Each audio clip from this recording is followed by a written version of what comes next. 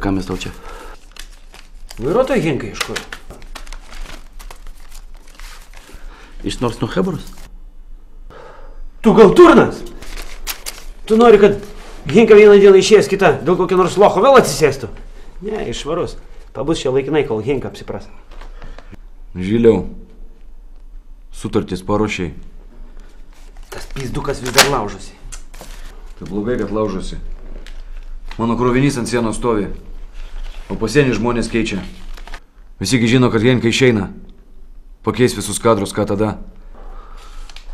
Gatvi irgi nelabai laukia Henkos. Jis susitvarkys. Seniai reikėjo valymo, o tai privažiavo visokių grybų iš kaimų. Su snargliais gal ir susitvarkys.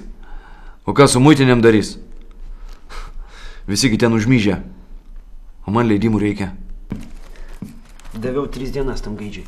Tai negerai. Žiliau, negerai, kad 3 dienas davėjai. Per vieną dieną viskas gali pasikeisti, aš tau aiškinu. Ten mano žmonės ant sienos jau 3 dienas sėdi ir laukia. Leidinimų man reikia šiandien. Mentai dabar visus tų kačių saugos.